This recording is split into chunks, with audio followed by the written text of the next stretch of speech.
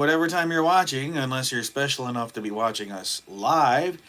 This is a special LMC Live for Sunday, October 30th, Old Hallows Eve. And unlike most of the times where it's just in to fly off the seat of your pants live stream, we actually planned this one out. We've got longtime Patreon benefactor. Do you want to use your name or your call sign? Doesn't matter to me, Dean. Okay. Well, he goes by Crash, he goes by Sean. He says he's going to be joining us for the ride this evening. And what we're going to do is we're going to install IBM OS 2 Warp Advanced Server Edition on this PC Server 310. Now, especially now that we got network card in it. Where did you get that? So, Sean asks a great question. Where do we find this thing?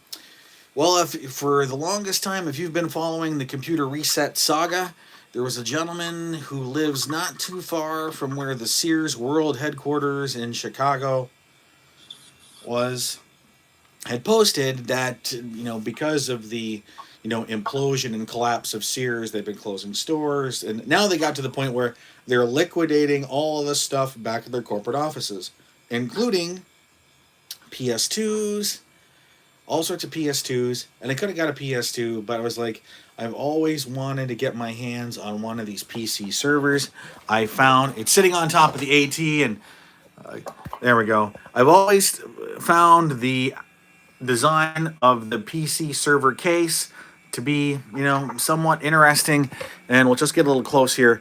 There was a tag on it that came, it's labeled Computer Sciences Corporation, and what they actually did, they were the outsourced IT vendor that Sears had.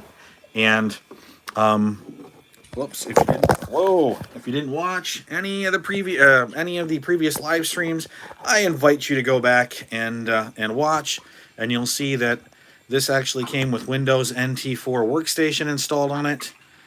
I did sideload, also install Windows 2000 workstation just to see what sort of hardware was in there. But I forgot, the device manager in Windows 2000 does not let you look at the hardware IDs that you can cut and paste into Google to find out really what it is and who made it.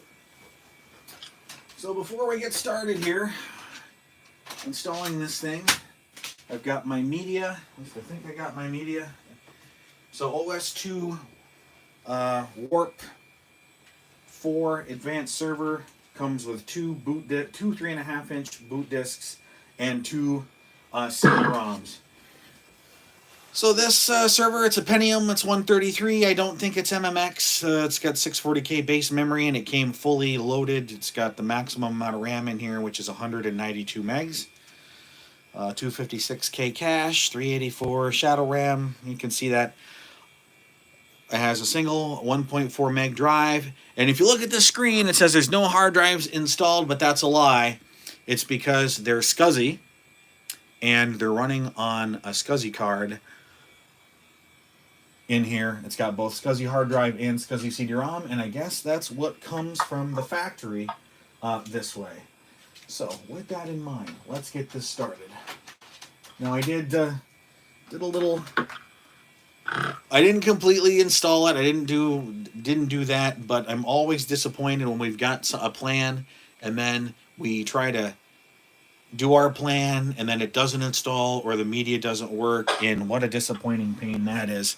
So I did make sure at least the floppy disks work, and we'll start.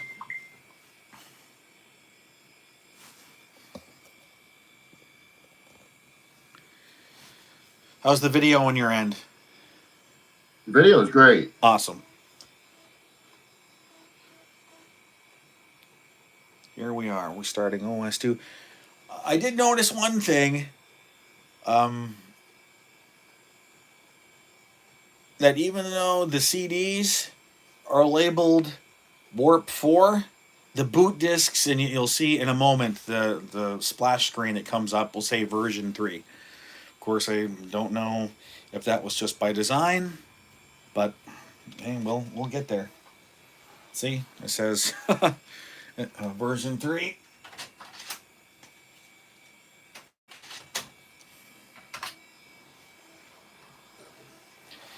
And of course, it's been a very long time since I've seen that screen. I think the last time I saw it was at Morrisville. We were trying to set up some OS2 on some of the ThinkPads that we had, and of course, I can't remember the name of the guy who worked for computer services, but he came into the help desk, took the OS2 box that had up the counter, and then threw it in the garbage.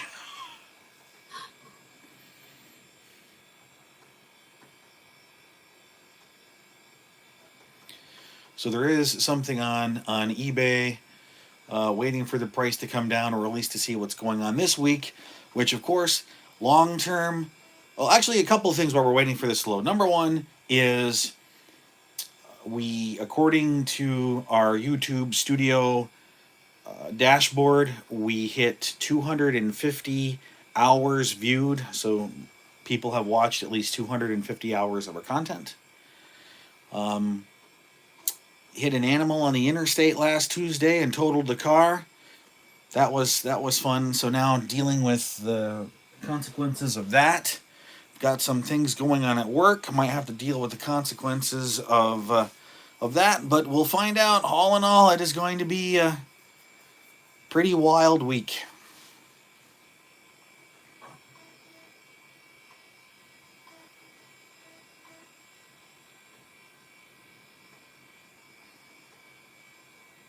It's a pretty boring loading screen. It is, especially considering it's loading this part off a floppy disk, and then we end up going to CD-ROM. Although I noticed something on the CD-ROM that I wish Microsoft would have did.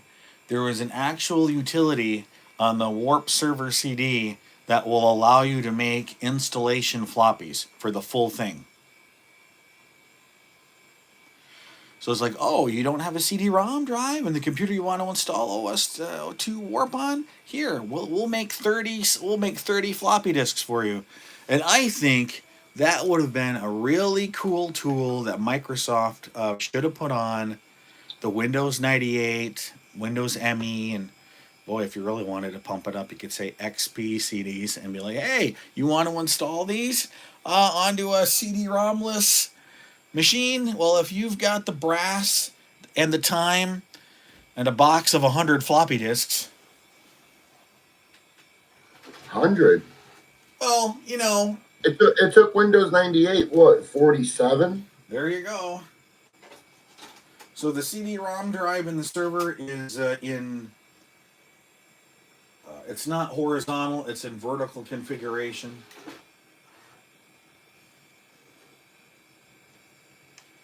And I laugh. The eject button on it is that traditional IBM, blue color that they used to have on some of the ThinkPad keyboards. Let's see if this actually works.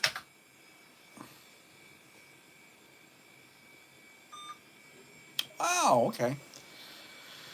Woohoo, progress. Okay, so congratulations on your purchase of IBM OS2 Warp Server. OS2 Warp Server contains the OS2 Warp operating system and the following powerful networking services: file and print sharing, remote access, systems management, password coordination, backup and recovery, advanced printing, and TCP/IP. Following panels will guide you through the installation of OS2 Warp and the networking services. Let me see. OS2 Warp, operating system version 3. Operating references throughout these programs refer to the OS2 Warp operating. Yeah, it's interesting how it says version 3, although on the CD it says 4.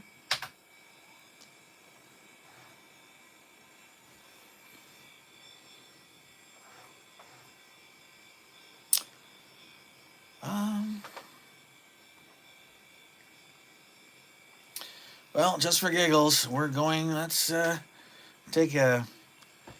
What time do you have, Crash? 1908. Okay.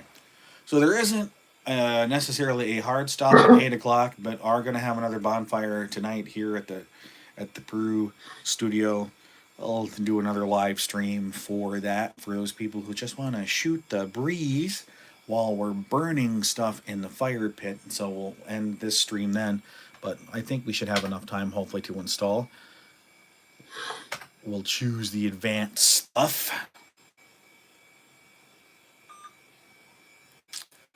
Yeah. Good. Erase drive C. Press enter. Yes. Go ahead. would have did this sooner, but um, could not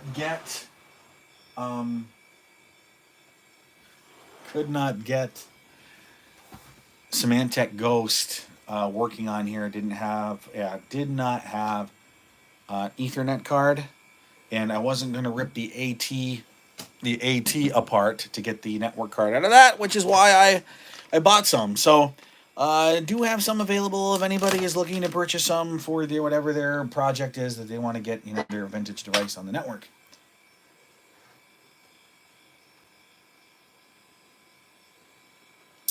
Yes, we like high performance, so we're going to choose the high performance file system.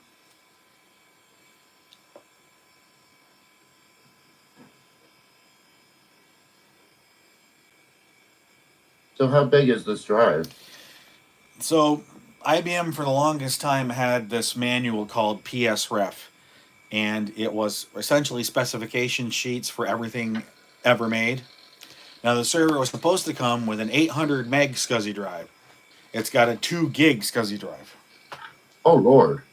So, I mean, that's big enough. And there's enough cool tools in the retro community. Now, these were specifically made for vintage Macs, which had SCSI for a long time, but you could use it in this instance where essentially it's a SCSI to SSD converter. You can use essentially SD card or micro SD card and make your SCSI drive that. I mean, the majority of the noise that comes from these systems is the ambient noise of the spinning rust in them.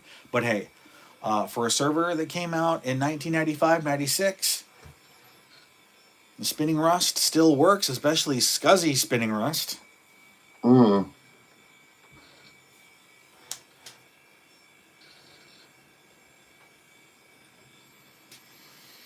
Hey, welcome to the world of OS2 computing. The OS2 Warp team thanks you for using this product. We'd like to hear from you. Please take a few moments to complete your registration card and mail it today. I'd like to see what IBM does with it.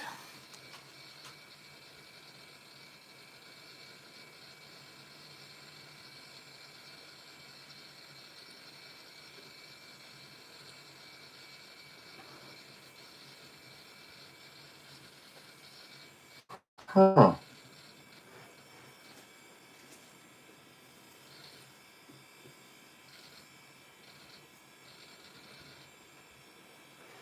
Danny, Yes. I'm sending you a link on Facebook. I think it's something you'll find kind of interesting. Oh, I can't see it right now. I know you can't see it right now, but when you get Yes. a second, check that out. Yep.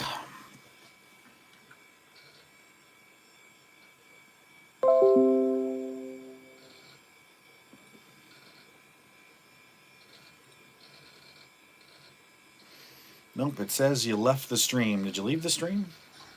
I think I paused it on accident. Oh, okay. Yeah, I paused it on accident. Okay. This was the next slide. Complete solution built into OS2 Warp servers, file and print sharing, so you can run DOS, Windows, and OS2 apps across your network.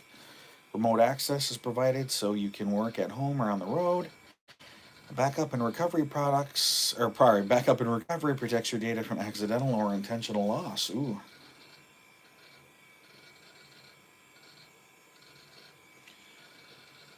Now, if you're really technical and you've been watching these videos that we've been doing on LMC for a while, then you probably already know that even though IBM discontinued support for OS2 back in 2004, 5 or 6, I can never remember entirely, other companies have licensed OS2 since then and have built on that. Ecom Station was the first one because a lot of big financial companies, predominantly banks, which had hundreds, if not thousands, of ATMs running OS2. I mean, they didn't want to. Why replace it if it works? I mean, you do want to keep it secure, but also do not want to spend, a year's worth of profits replacing them, particularly for an operating system that you're going to be upgrading every 5 to 10 years. So yeah, some banks are still running OS2 on their equipment today. And now the ecom station isn't, or ecom isn't doing it. There's another company from Europe, I think Arca. So they're also licensing OS2. They've rebranded it to be something called Arca OS, which is just their rebranded flavor of OS2. And I mean, it's not cheap. I mean, it's not free like Linux is, but it's about on par with retail boxed copy of Windows Professional. $150 will get you a non-commercial license for it, and if you want more, it'll be more for that license.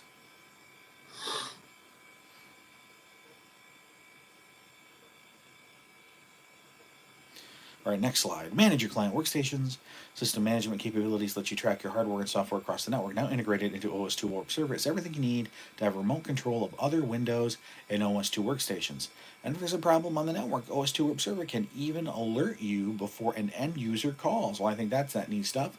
Although I'd be curious to know what version of Windows, what versions of Windows. I'd laugh as like, yeah, we can let you have remote control of your Windows 3.11 stations. Next slide. Better than ever. Award-winning OS2 has even more features, a new look and feel, improved performance, support for more hardware. Your system will run smoother so you can work better. Maybe.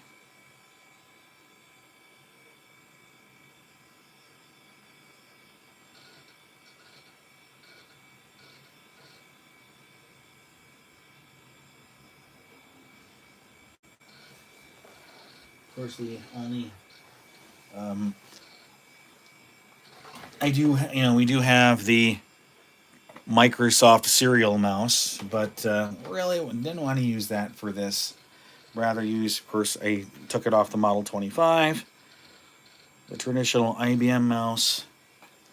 We're going to use that in this example. Of course, I laughed. The cord for that style mouse is about 10 feet long. All right, work faster and smarter. If you're on a network and want to share information with your colleagues, be sure to check out the fastest server available. Yep, OS2 Warp Server from IBM. Well, that's what we're installing right now. Excuse me.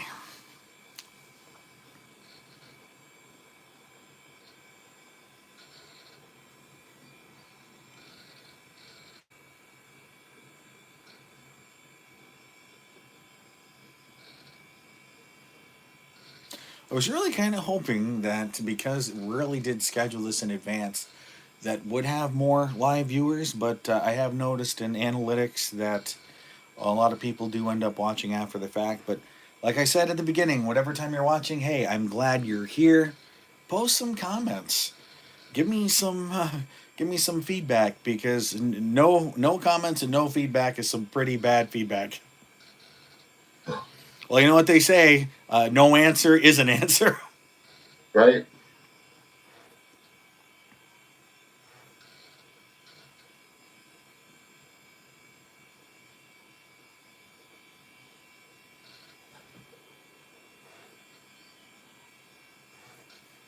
OS2 Warp, easy to use, protects your investment. I guess so, if they're still using it 30 years later. Ahead of the pack, reliable and stable. It's the world's most popular 32-bit operating system for IBM and IBM-compatible PCs. Well, it could have been, but, they kind of gave away the farm in 1981. They just didn't realize it yet. And speaking of long-term technologies, one other technology that we love on this channel, even though we haven't really covered a lot of it, was RCA Selectavision video discs.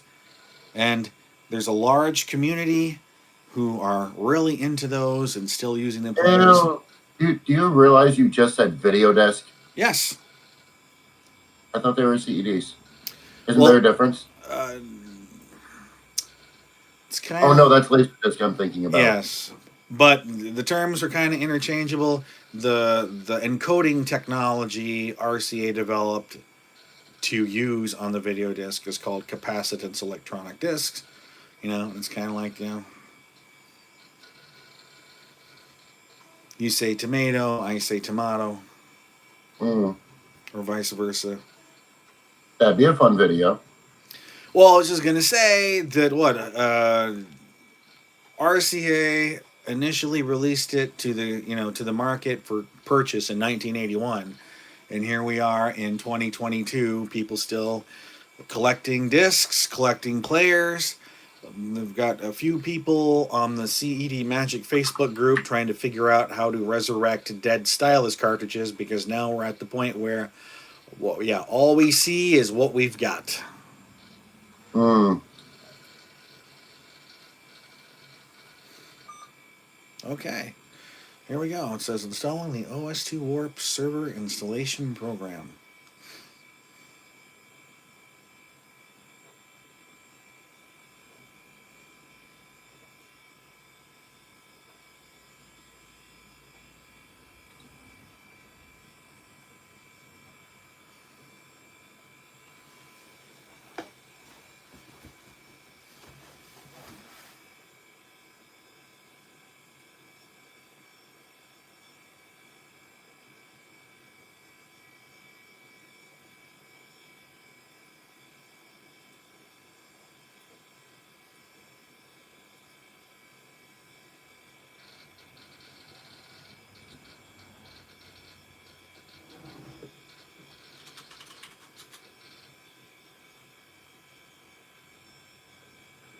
Well, wasn't that a cute loading screen?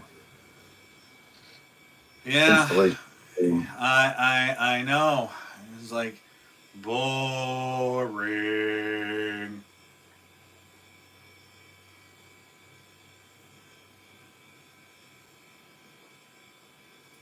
I mean, Windows ain't any better.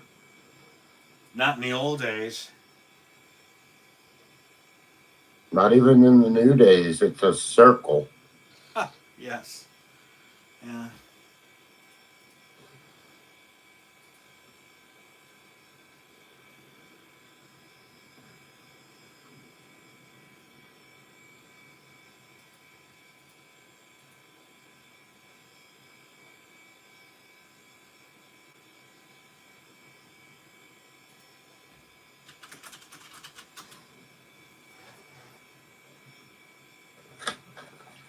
Of course, I always forget. You know, when you think about how fast stuff installs, whether you're installing off a Blu-ray drive or, but I don't think this kind of course, I can't peek up there right now, but I think this is a 4X CD-ROM. Not very fast.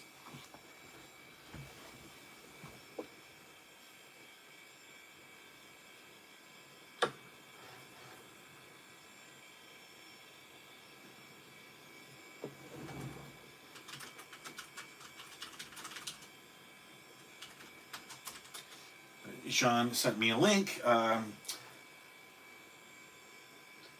course, I can't think of his name now, but he, ps-2.kev009.com, archive of old documentation and sites centered to IBM systems, a ton of information, and there is so much information you could probably spend days, if not weeks, going through it from PS2 to IBM's RISC architecture systems to the mainframes, you name it.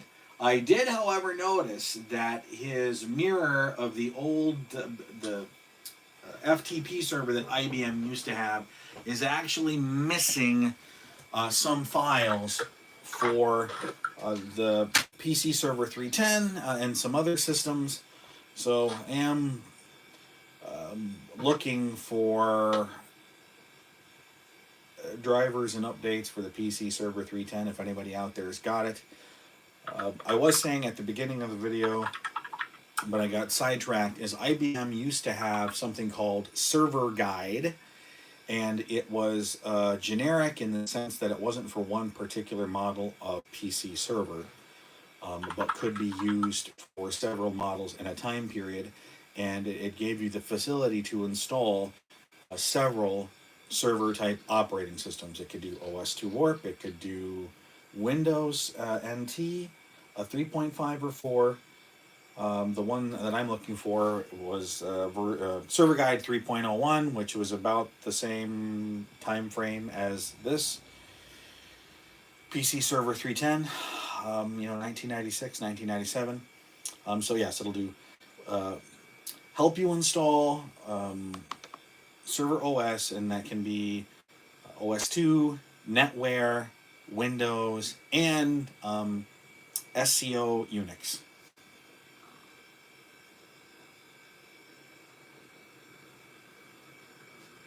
So the CD-ROM drive light is on. It doesn't sound like it's having a hard time reading the drive. It sounds normal, so I'm guessing it's just a very, very long installation process.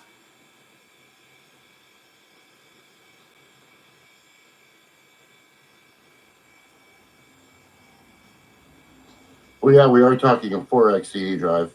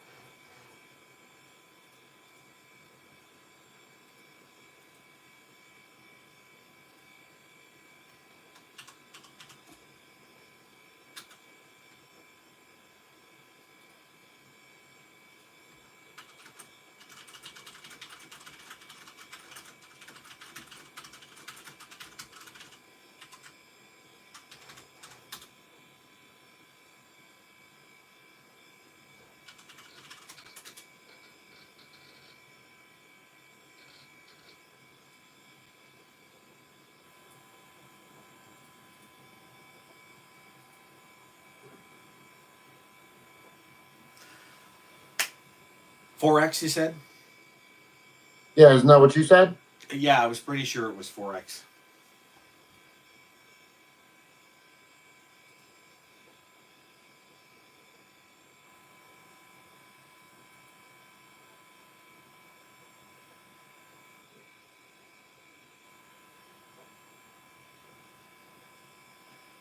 So I'd hate to think, he says the majority of tonight's live stream would be just taken up by commentary and watching those uh, forward and backslashes dance across the screen as the server reads the installation CD. Man, it happens.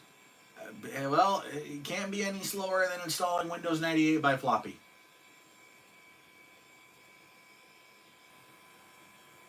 Do you think if you called Microsoft and asked them to send you Windows 11 on floppy disk, they would do it? No. No. Well, because I think I think really, I don't even think you could get Windows Millennium on floppy. Like, it wasn't even a special order option. Where at least 98 second edition, if you could call up Microsoft distribution and say, yeah, we still got a lot of machines on floppy disk, their answer would be, well, copy it onto a network server and just install it off a network. We're not going to put it on floppies for you.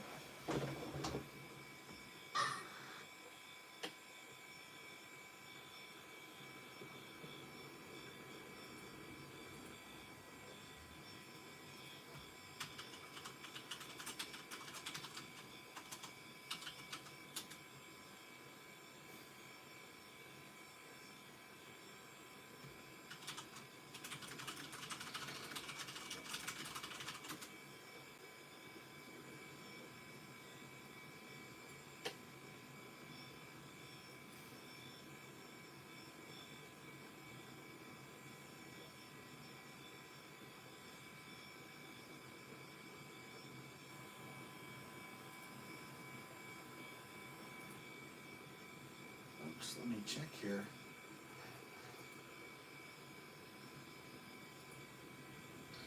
Close.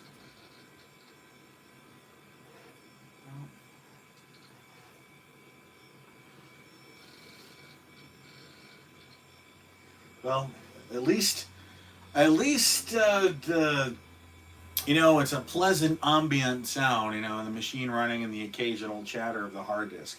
I would say that that's one thing I do kind of miss about the modern equipment is you don't have that. You don't have the chittering of the system doing I/O reads and writes.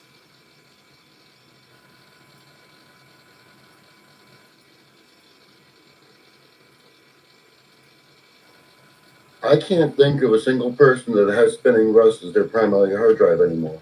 No, nope. On the Alienware here, that's yeah, primary is SSD. Even the Model 25, the one in the other I've got set up on the kitchen table, has XT IDE with a compact flash on it. Oh, the screen changed. Oh, OS2 Warp Server installation is checking your workstation's configuration, and if the progress indicator is no longer moving, oh my lord, I'm not sure I can handle it. Wow. Remove the disk and enter the restart and continue the installation. Let's do that. Let's see how exciting this is going to be. You can tell those of us enthusiasts, nerds, geeks, whatever you want to call us, you can tell the level of our nerdgasminess depending on, hey, what do you guys do to pass time? Oh, we install OS2 Warp 4 on 30-year-old hardware just to see if we can. That's right. Where the hell did I just my phone at?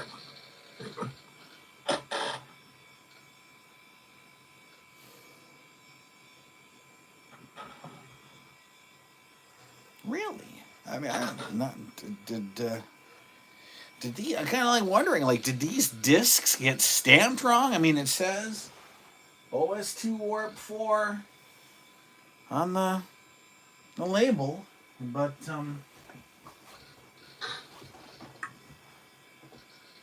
Maybe they just forgot to change it.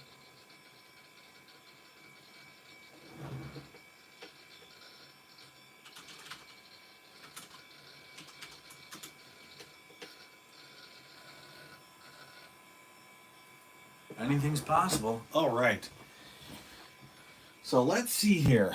The system configuration pane. We've got, of course, country is United States, keyboard is United States. We are going to install advanced power management. This is a soft power. Oh boy. Oh boy. Well, there is sound in here, except I don't remember off the top of my head what system it is. Well, we'll just I really wanted to go You with can't just look on the chip. the motherboard in this thing is actually hidden pretty well. So let me just do a quick Bing search. Sorry, folks. I do like Google, but not enough to give them absolutely every.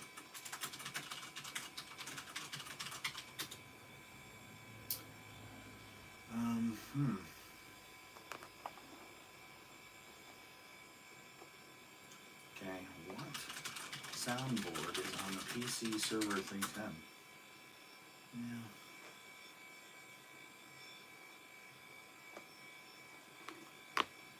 Well, let's see here.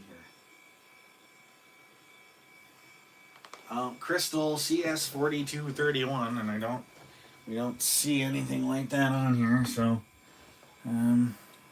well, no, that's not true. Hopefully this will not freeze up the installation. But this multimedia device support, the ThinkPad audio, it's Crystal Semiconductor, and that's what the spec sheet says is in the PC Server 310. So I think we're okay. No printers. It does have SCSI. Primary display. I wonder, oh, we'll just leave that alone. I was looking to see if I could change the resolution, and I can't do it from here. Just for shits and giggles, we'll say, even though it's not really attached, Pro Printer X24E, which does work if we can keep the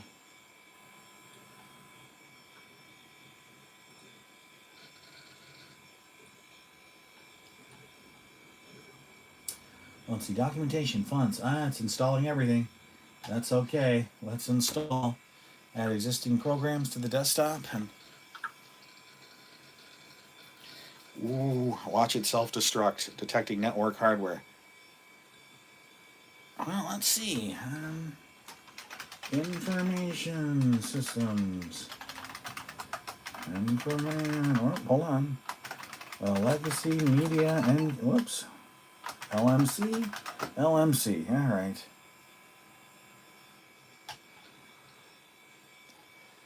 File and print sharing.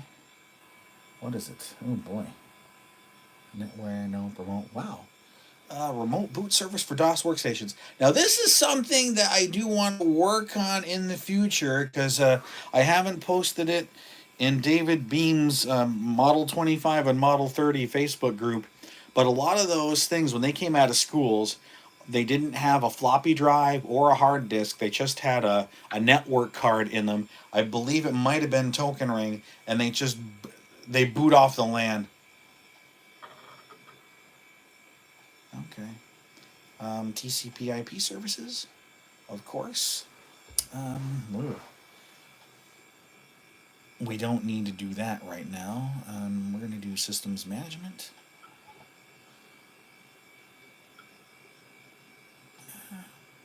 Backup and recovery. And advanced print services. Oh boy, parallel port attachment. Wow, they can even do TCP. Okay, that's neat. We'll click OK.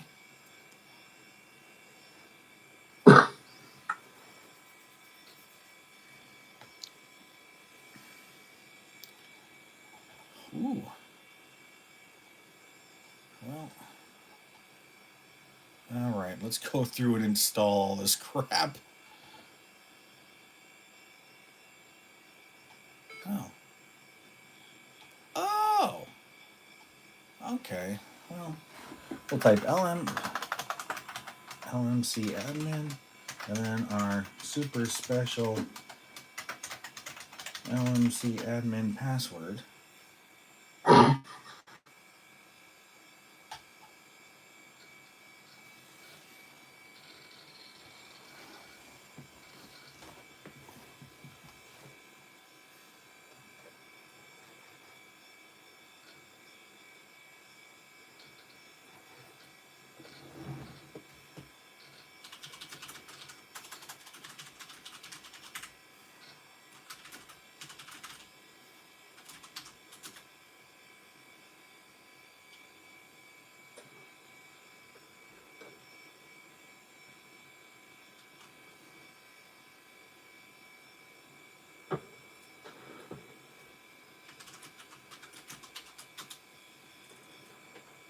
Then spend the last 25 minutes of the live stream installing the server components. Although it does seem to be going snappier than it was.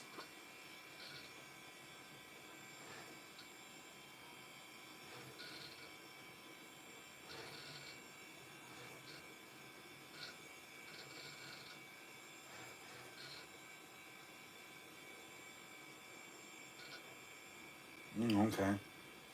You're gonna see as the progress bar goes across, it's got the old PS2 OS2 logo in it.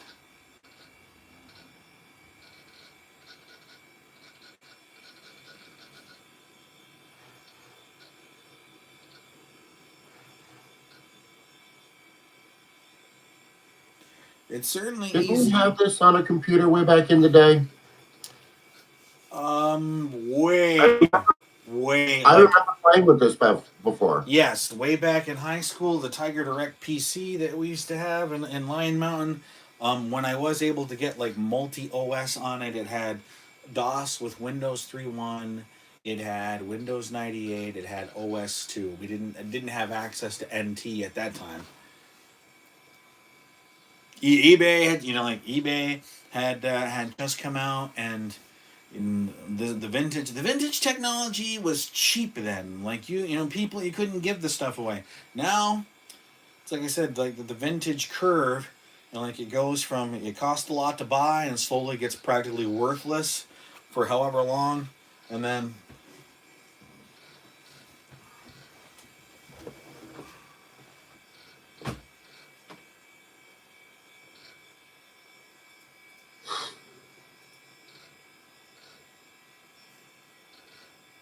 Come on, computer, you can do it.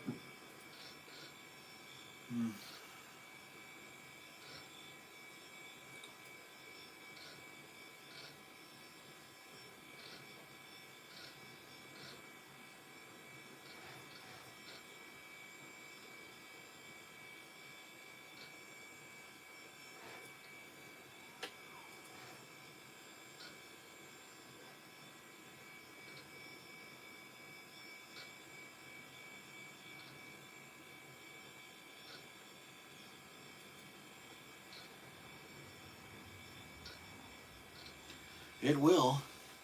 I would, at least before we conclude for this evening, like to get to a working desktop, maybe increase the resolution and the color depth, 800 by 600 and 256 colors, and maybe see if we can get sound working. Um, I almost wonder if the PC server architecture that the chassis that this 310 is based on was pulled from um, that IBM's corporate desktops were based on, because it does have a speaker, not a PC speaker, the beep beep type speaker, but like a sound card type speaker mounted to the front of the chassis. And when I did get Windows in 2000 installed on it, it did have that startup sound. Maybe sound card shot. I hope not. In the 7 days it's been since installed Windows 2000, but we'll see. We'll see. We're about a quarter of the way there.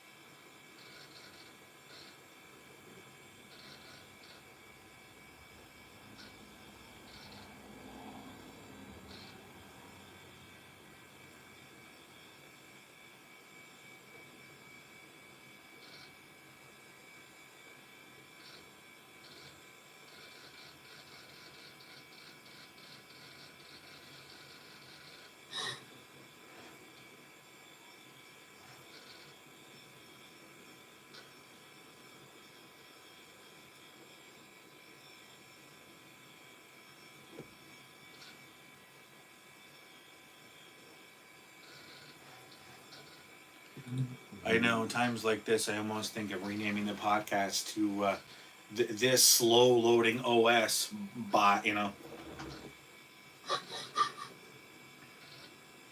Hurry up and wait. Oh yes, Army. Yes, loading this OS Army Edition.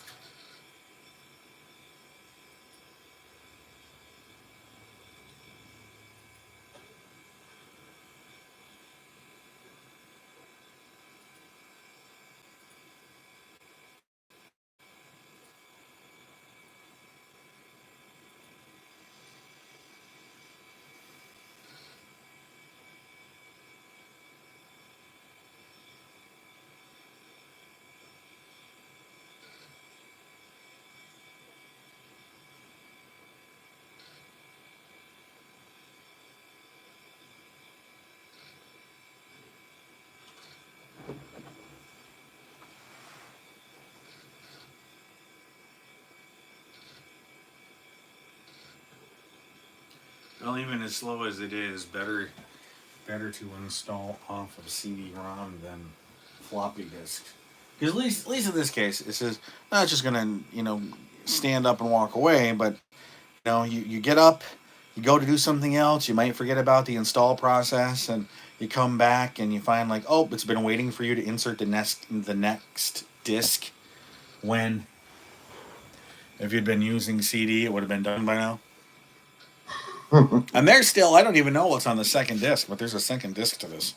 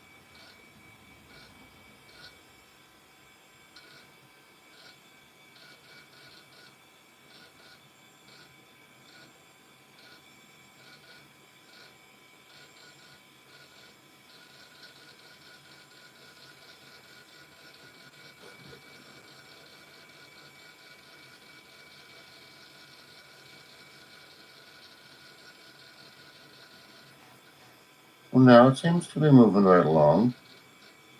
Actually, it's installing the Windows 3.1 subsystem, or it was. That's when it was just going boom, boom, boom, boom.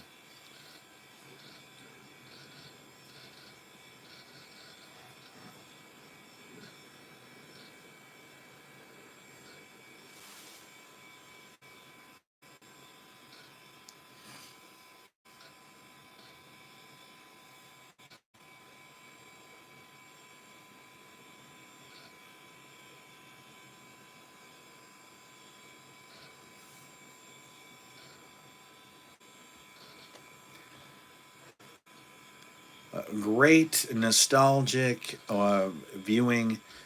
Um, New York Times, no, sorry, Wall Street Journal used to have a conference called All Things Digital back in the double O's. And there was one year, I think it might have been what they called the D5, the fifth All Things Digital Conference, where they had both Bill Gates and Steve Jobs up on the stage with Kara Swisher and Walt Mossberg. Great Q&A, just great Q&A. If you're looking for some nostalgia as we're sitting here waiting for OS2 Warp Server to install, might want to queue that up for some later viewing.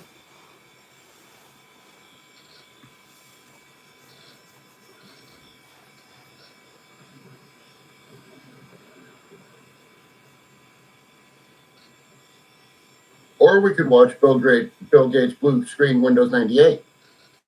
Yes, that was cute. They were plugged in a USB scanner at, um, if it wasn't Chicago, it might have been Comdex. Yeah. I thought it was 98 second edition release. It could have been, but all I remember is they plugged in a USB scanner. The enumeration crashed the machine, it blue screened, and then Bill said, and that's why we're not shipping Windows 98 yet.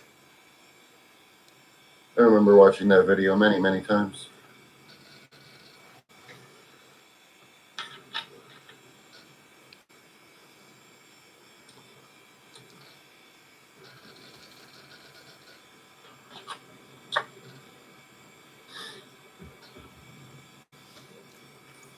I think I've got two PS2 Model 25s here. There's one more in storage. If I forget. Oh yes, the CRT was You could see it, but the border was distorted. Like it wasn't a straight line, and it really really bothered my OCD. So I ended up getting more. And I think it's actually kind of interesting right now. Like for such a long time, you couldn't find them. And when you did find them, it was what I call obscene money. Like people wanted $500, $1,000 for them, and now they seem to be out of the woodwork. I mean, they're not cheap by any means. They're still hundreds of dollars plus shipping if you can find one. But at least they're out there now, and I really do think that'll be a cool project. I'll be able to get them to boot somehow.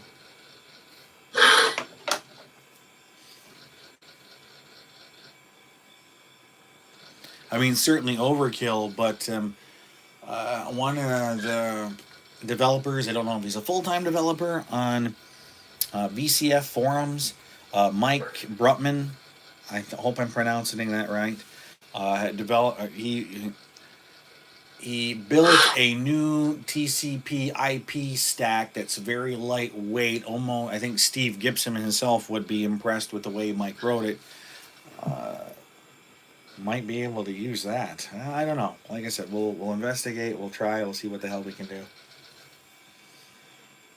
Of course, if I find out can't do anything like that and have to use true blue old school token ring, that's going to be a little bit harder.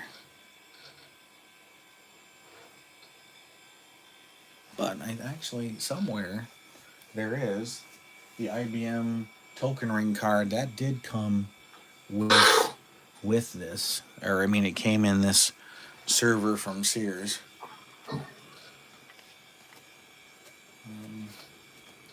No, that's not it.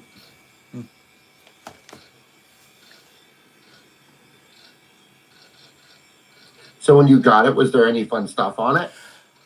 No, we went through it. Like it seemed like it almost was just a dumb terminal. There was some remote desktop software installed that they used to remote to something else on the Sears network.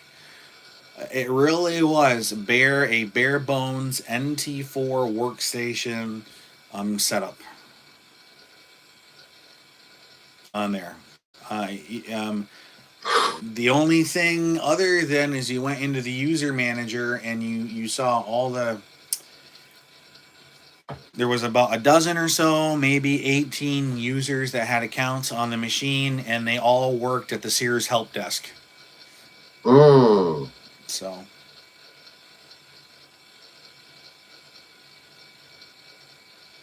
oh, so they would remote into the computer giving them issues and fix it like that. no, I mean that whatever programs that they wanted to use weren't on. Like there was no Microsoft Office, there was no Lotus Suite, there was none of that on here.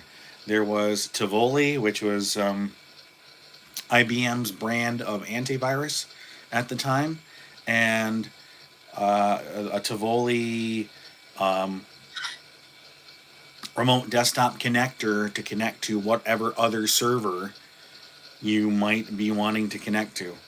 The last live stream, or the second to last live stream, does have that. We end up going through practically every directory on the hard drive. Well, I wonder how I missed that one then. I'll have to watch that one after this one. It was a couple of days before I posted it. I was able to change it from private to public. Hello,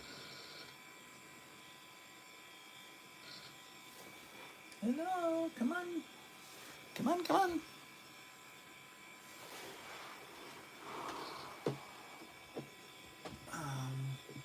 Let's see here.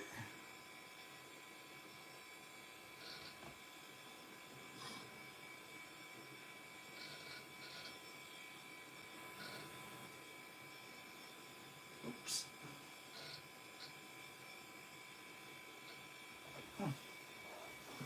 Yeah.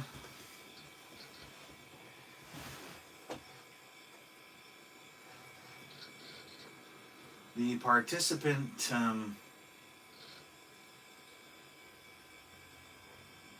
viewer is lying to me. Says we have 2 concurrent viewers, but nobody's actually showing up in the participant list. There you are.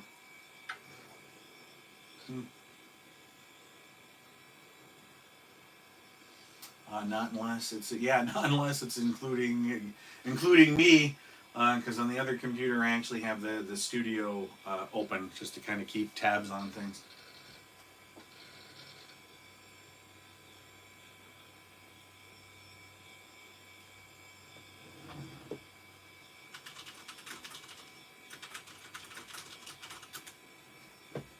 Yeah. On the participants list, it's showing me and you. Okay. Well, okay.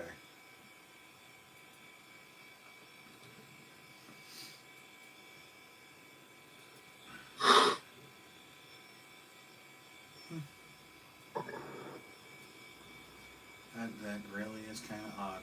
All right, but hey, whatever. That's fine. Okay.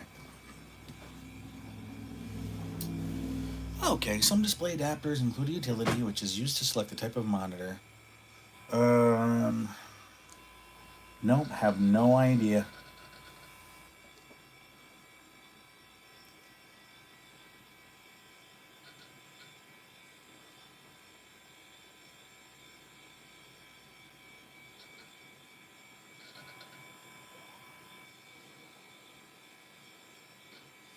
Oh yes, actually, that was something very interesting I wanted to bring up.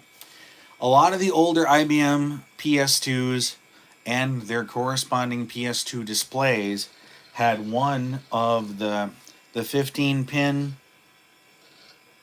and the VGA port. There, it it wasn't there.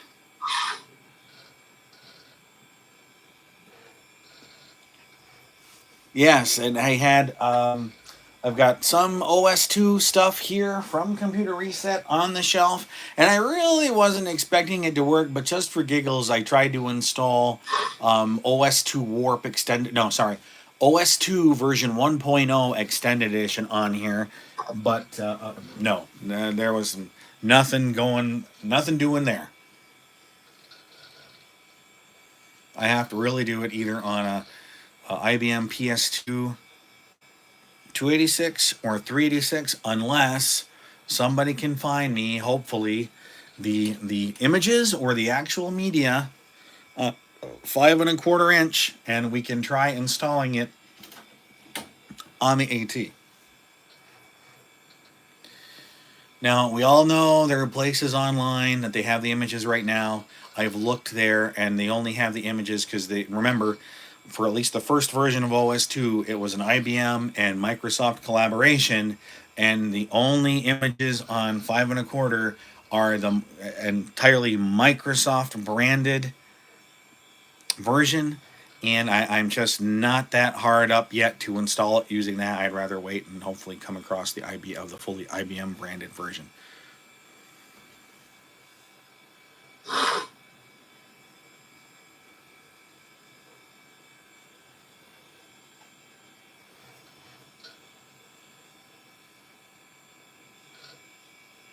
Okay, now it looks like it's installing the video drivers for the Windows 3.1 subsystem.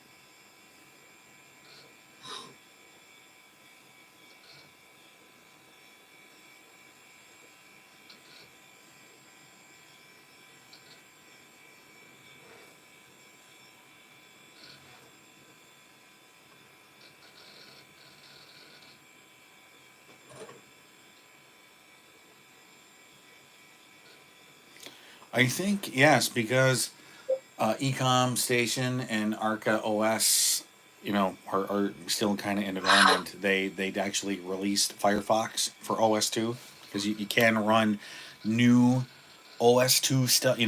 stuff that was developed for Arca or Ecom can run on older OS 2. So like they did Firefox. You can get Firefox, you know, for this. I mean, that would be kind of neat. Go online and especially if you do that in the little bit of time we got left.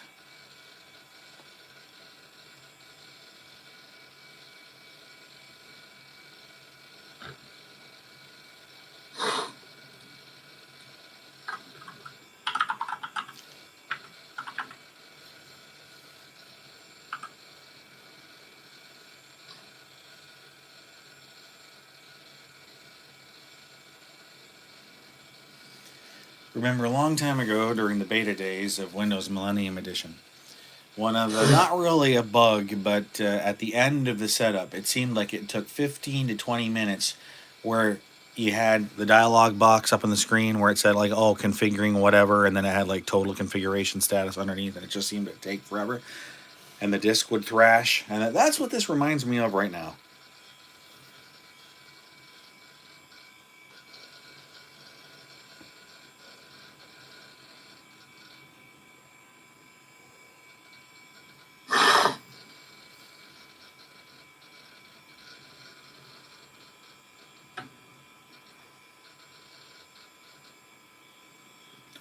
Oh, wow. Now it's actually doing the Warp server installation.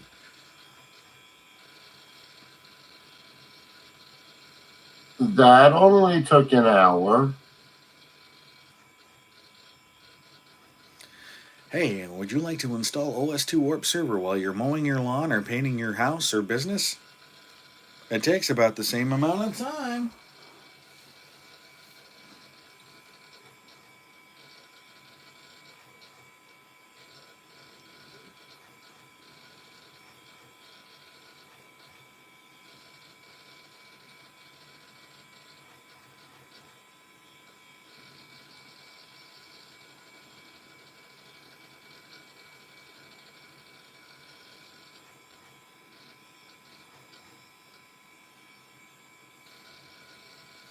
We'll have to do, well, I'm going to say not, won't do the full thing again, but once you actually get hands on server guide, we'll have to do this again. This will have a lot more extra stuff particular to a PC Server 310 than just, you know, installing it willy-nilly off of Warp Server CD.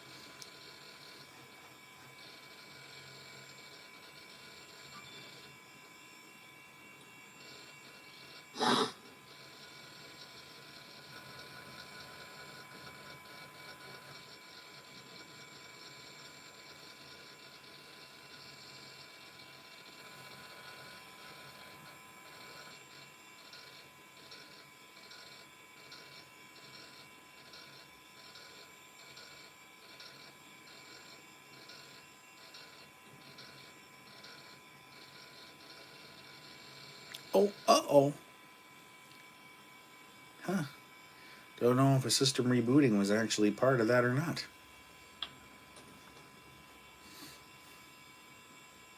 But you saw it in the middle of a file copy, like, oh, the system is rebooting.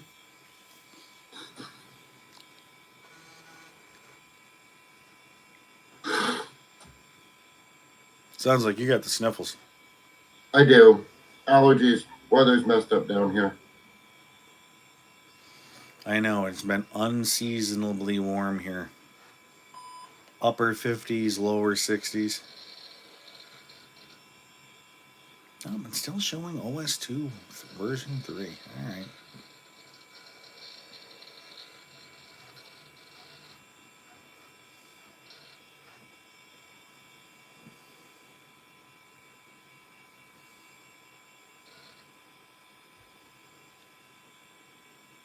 Oh, okay.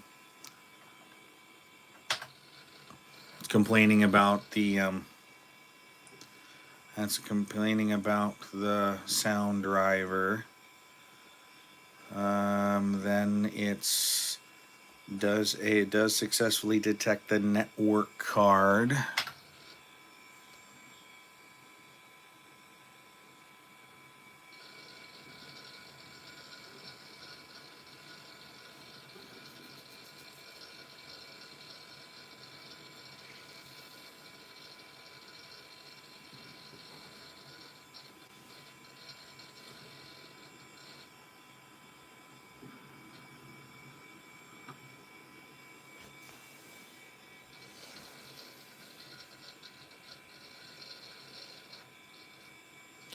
And then back to the OS2 Warp server installation. Oh, well, at least it picks up where I left off.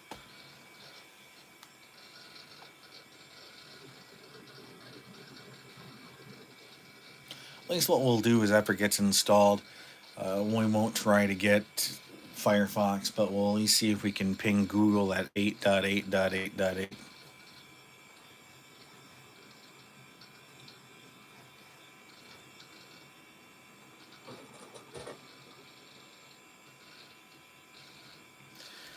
While we're waiting for that, just going to pan down a little bit. I'm certainly glad I was able to find that space-saving keyboard when I was able to.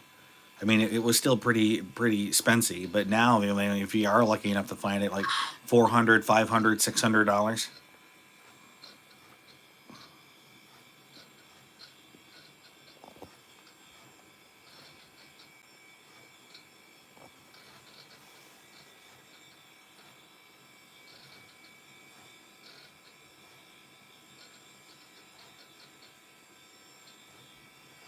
I guess probably going to forego the Fire live stream later and just finish this, get us at least to the finish line.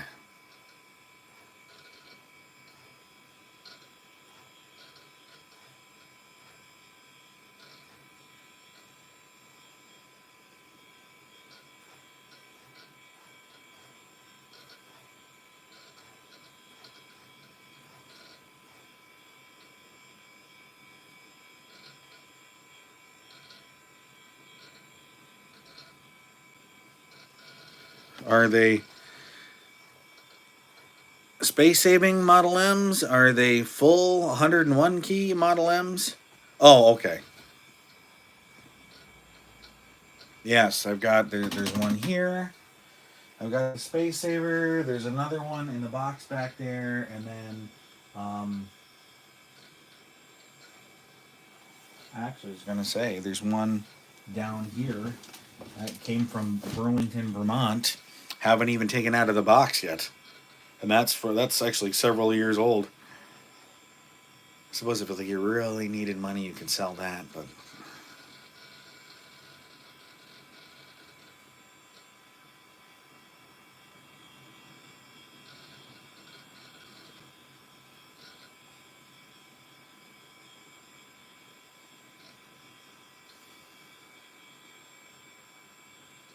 Yes, that is a really old Model M. The later versions of the IBM PC XT would often come with that model, and it could be used on both XT or AT. I don't think it could be used with the original PC.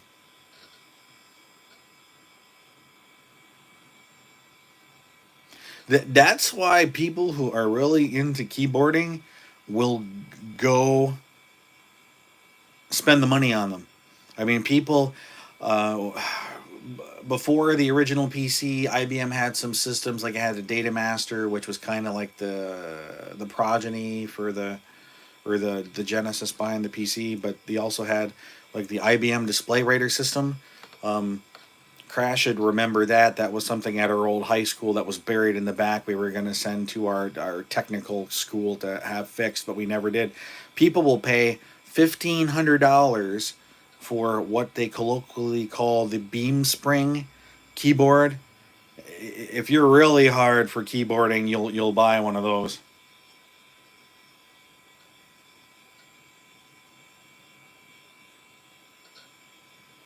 And this little trick I used to do to kind of check is this thing moving?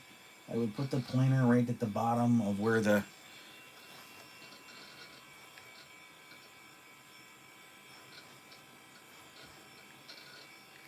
free Model M keyboards. That is practically like free money.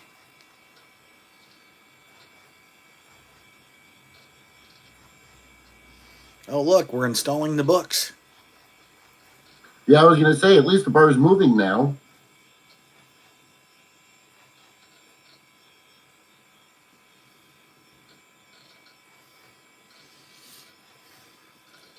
Yes, and There's a lot of controversy online. People pirating the keyboards off of those terminals and having them modded for modern uses leaves the terminal useless because you can't do anything with it without the matching keyboard.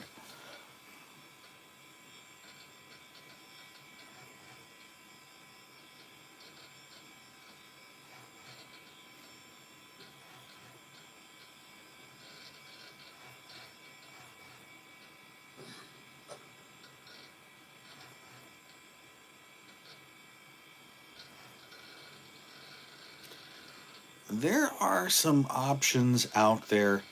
There's some upstream converters, adapters you can use to translate the codes. I have ne- I have never looked into it.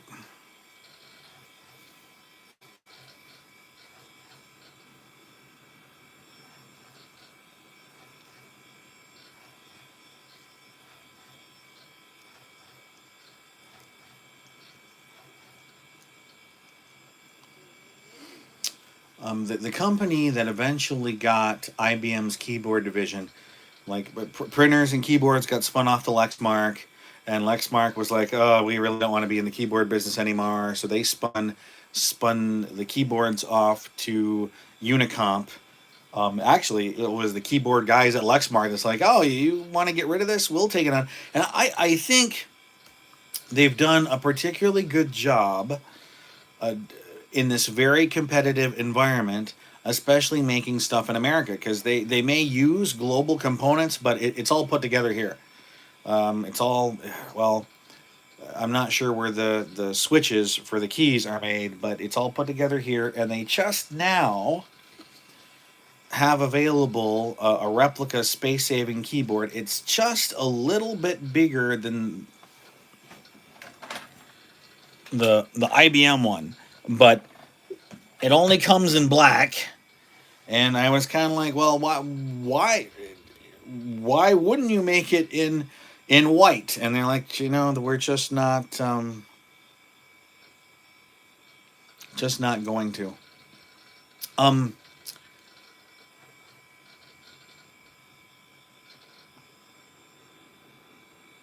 the position of the enter key and the shift keys on the Model F is what made it particularly difficult for me to use long term. Because I found I was backspacing more times because I miskeyed. I didn't hit shift, or I didn't, I hit enter when I didn't want to, and vice versa. I hit something else when I wanted to hit enter. The first version of the PC AT keyboard was a little bit better, but I think when they started making the Model M available for XTs and ATs and so forth. But you're right. The tactile response from a Model F, I do find to be slightly better than the Model M, but only very little. That's just my opinion.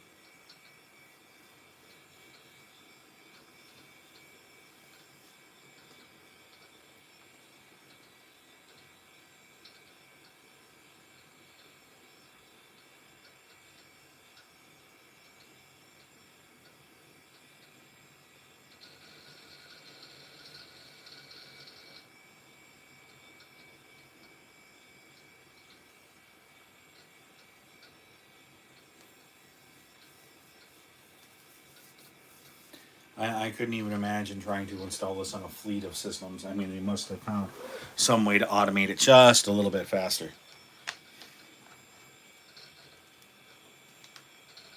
As long as they remember to put in the CD key. Yeah, yep. I will say that was one of the things.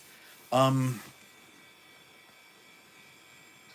got a lot of IBM software on the shelves here in the Richard Byron Library for IBM Systems Preservation.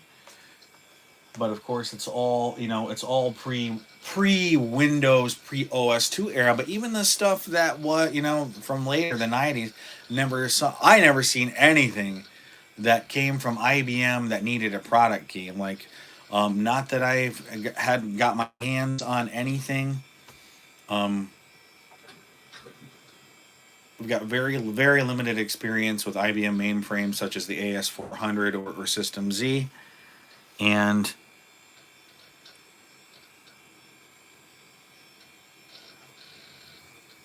Danny, that was meant to be more of a joke. oh, no, but I'm just like I'm responding to some of the comments, but like no, I don't think I've ever seen anything with a product key in it, and I got the joke because for those who don't know, years ago Sean was helping me with a project 2 jobs ago where we were doing a mass deployment of Windows 2000, and somehow in the OEM setup.inf file, the product key got put in wrong.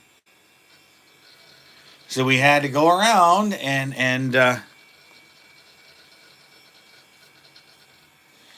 oh, so I tell you, if you're not loaded right now in money, you could be loaded because as far as my understanding is, the U.S. government is throwing six-figure contracts at people to come and fix stuff.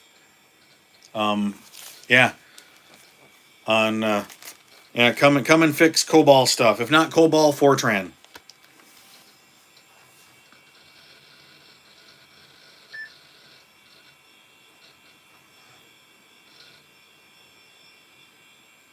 Ooh, look at that. That was a big jump.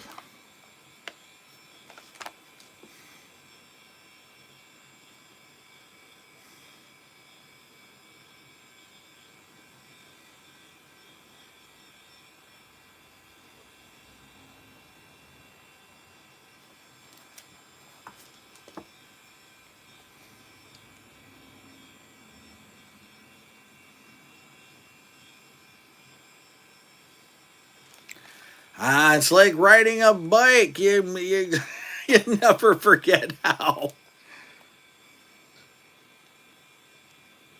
Of course, who am I to talk? The last course I took was 21 years ago. It was Introduction to C++, and I failed miserably. Oh yeah, I got a I got a D. Yeah, I don't even think I got a D. I probably got an F. Yeah.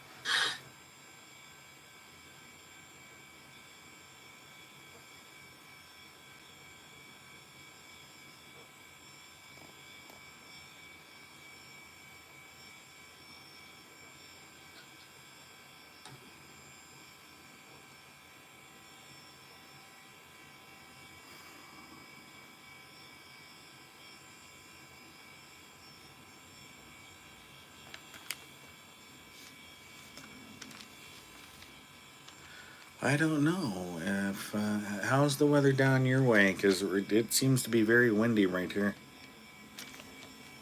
The weather, Yeah. it's actually cold. It is 55 right now. Wow.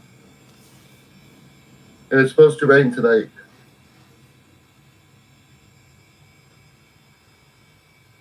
Yeah, we've had a cold snap the last couple days.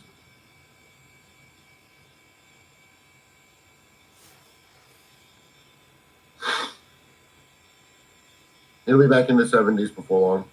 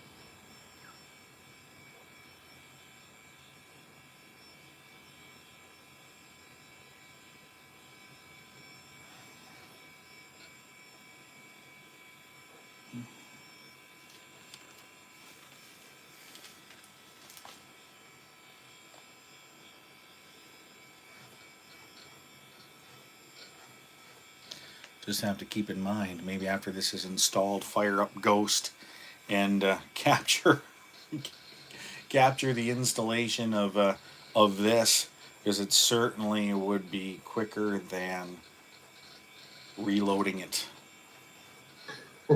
That might be. I'm not sure if it could be tomorrow's project. As I said in the beginning of the live stream, very busy week. Very busy week. You gotta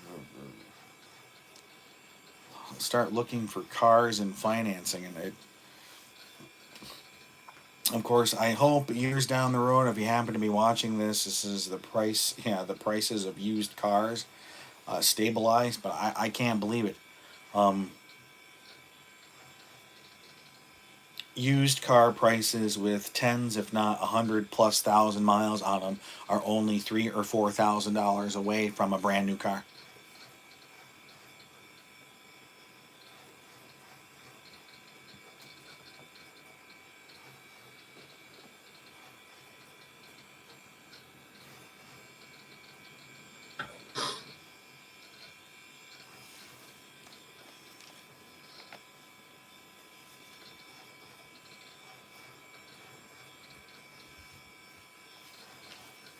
And in searching for some other things, some other research I was doing, looking at some potential bankruptcy law.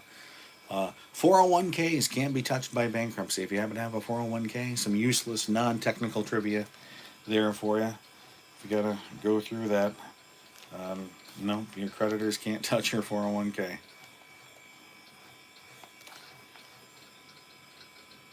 Of course, right now it's only mine is at retirement would only be $37 a month.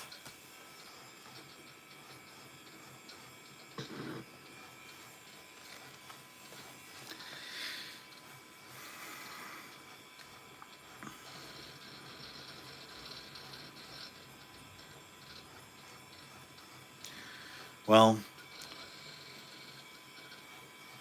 for those who weren't here at the beginning, wasn't an accident. This past Tuesday, from the perspective of recording this live stream, and totaled a car. So waiting for that to get finalized, and then essentially the dust to settle and everything to get paid off, and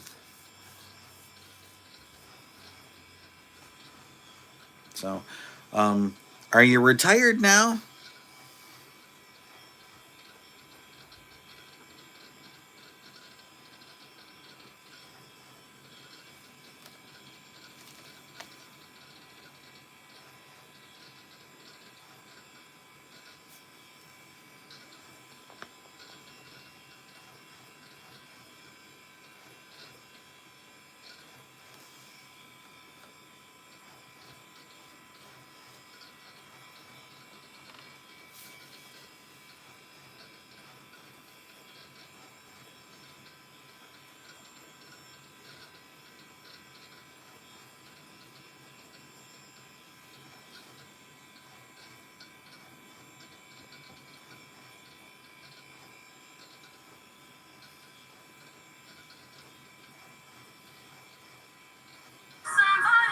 Oh crap! Yes, My phone randomly started making noise. you might want to mute that. I did.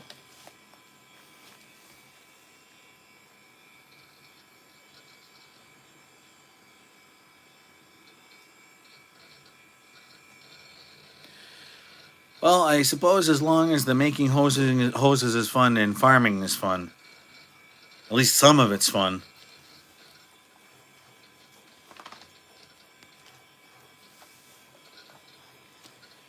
Right now, at least from my perspective, I've got 29 more years to work, and I got to work until I'm 70.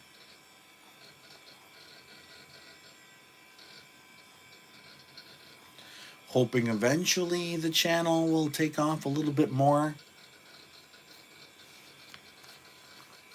I mean, I understand. This is when you're late to the buffet, you're late to the buffet. Whatever's left is whatever's left. But wow, installation completed. We're gonna reboot one more time.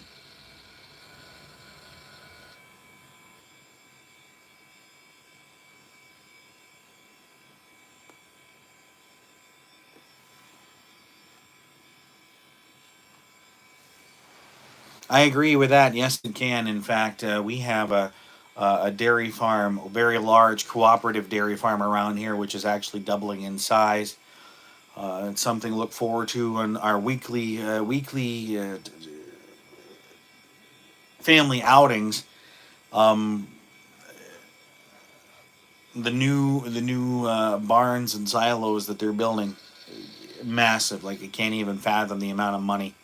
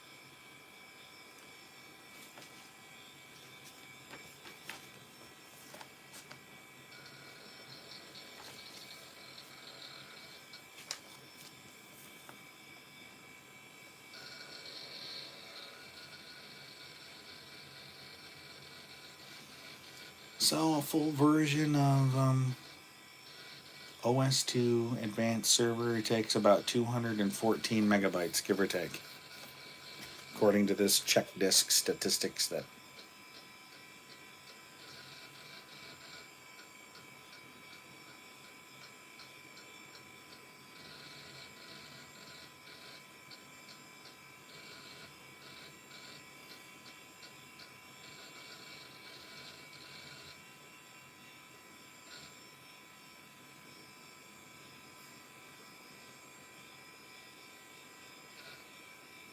Yes, we'll have to go in and correct these two.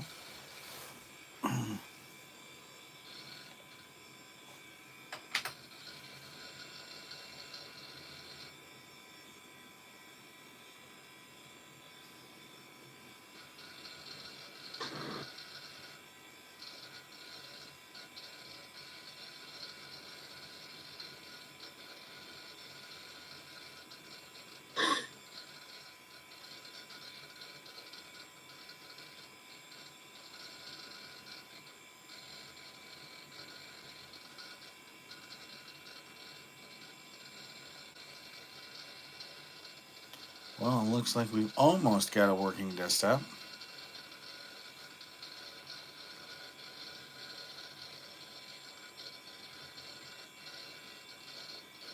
Cool.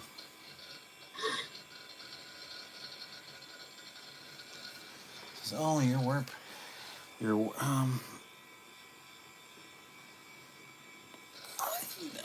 it doesn't have to be. Well, you have to let us know where you are. You know, general vicinity. Um, I know a lot of the Dell stuff. If you can find Dell stuff, you can go into the BIOS setup and actually put the processor into a speed restricted mode. It actually forces the oh yeah, even there. If you can find yourself a Dell, maybe late double zeros, early 2010s, that you can actually go into it, put it in a restricted mode. You can limit the amount of memory. When you check the checkbox, it limits processor speed and the amount of memory that's addressable, regardless of how much memory is installed.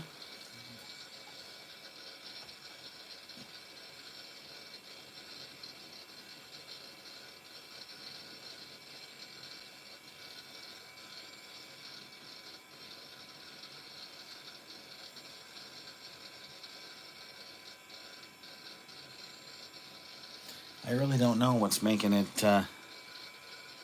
Well, there you go. That ought to do it.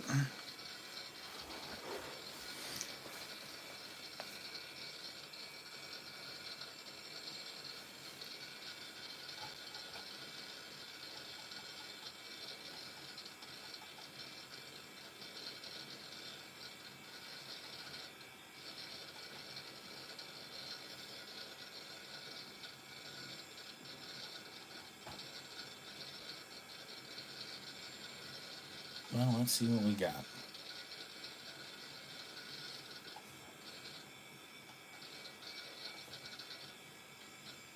Mm, not going to. Oh, no, that's for actually installing it. Yep, go ahead, exit the program. Oh, cool. Create OS2 startup biscuits. Create 386 HPFS startup biscuit. Uh,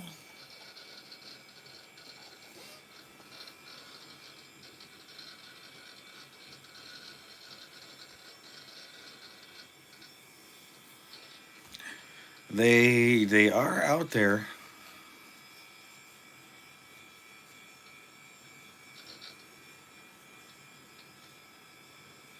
Of course, in my collection of vintage machines, there's nothing 386 or 486. It's either 286, 8086. Oh my lord in heaven. Now let's just do over like this. Like the thing isn't even really installed yet? I thought we did this already. I was pretty sure we did it.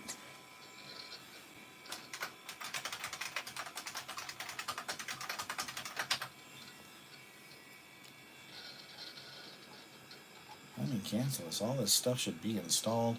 Not going to go through it again. Oh, okay. Yep, because we did it already. We're not going to do the client. Adapters and protocol services. Nope, not going to do that. Ugh. Well, let's kick it up. What can we do?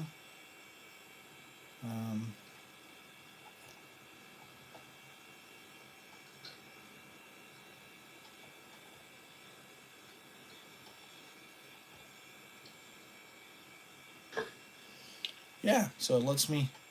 I can double click on it, but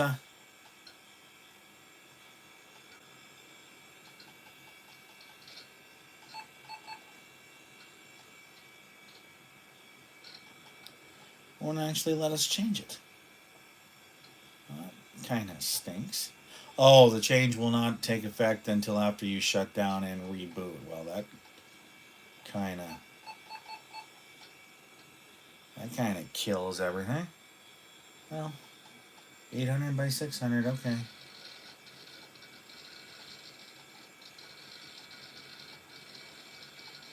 Well, let's close it and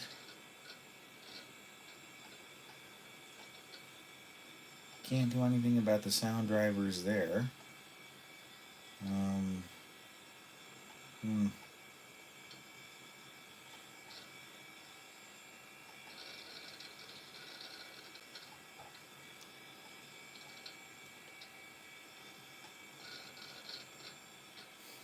Yeah, come on. Just want to see if we actually got TCP. Oops, cancel. Yeah, probably not. We'll have to mess around with it later. Can I even get a command prompt? Is there such a thing as ping? Oh, there is. Watch. Okay. So let's write ping 8.8.8.8.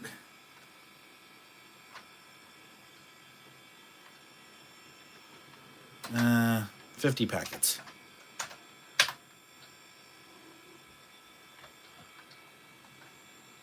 No? Okay. 100% packet loss. Oh, jeez. Message file not found. IP config? No? Alright, let's quit.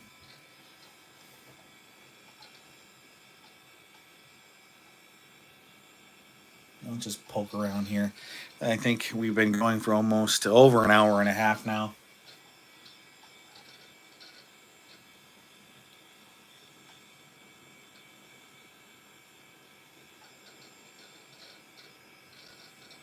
I'm going to wrap it up relatively soon.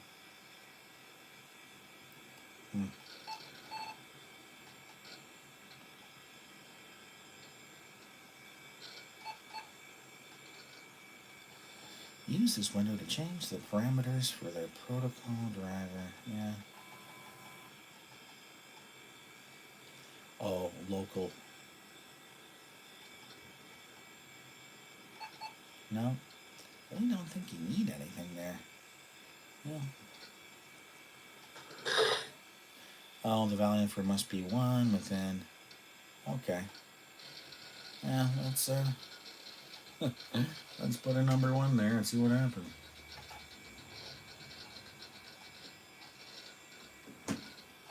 That's fine. You still can't.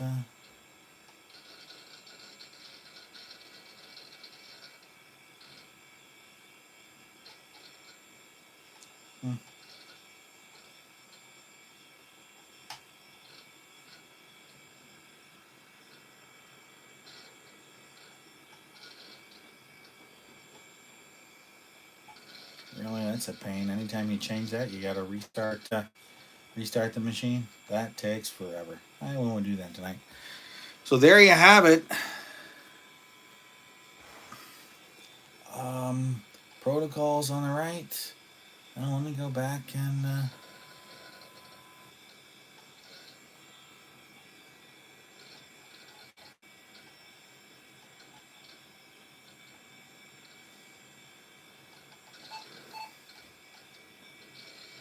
Yeah, it's already in there.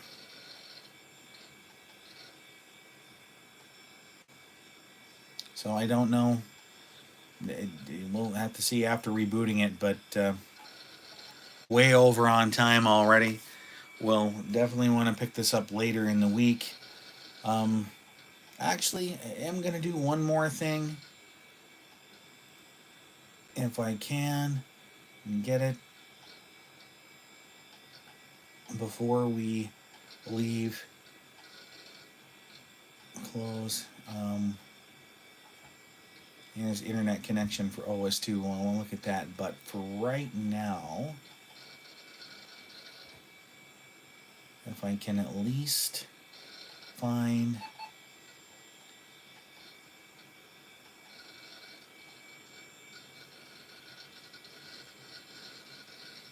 There we go. There we go, Sean. This is for you as much as it is for me.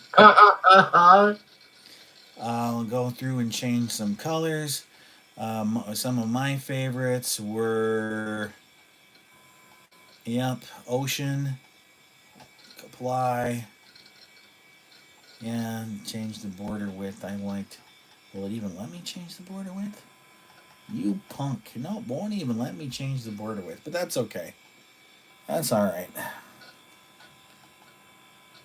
No network installed. Wonder if it'll let me do it. IBM OS 2 LAN server? Yeah.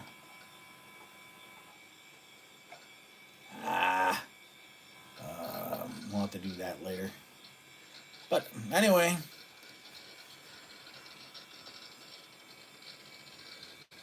hope you enjoyed watching. Thank you if you watched all the way through, and I just want to say, hey, if you like this type of content, I appreciate that you watch. If you're not already subscribed, subscribe, hit the thumbs up, and if you'd like to see a lot more and preserve a lot of this stuff going forward, the Richard Byron Library for IBM Systems Preservation is, well, going to get you a little bit of view for it, is all about that. Whoops. And it's still kind of a train wreck, but we've got so much stuff from Computer Reset up here, and keep it preserved as long as we can.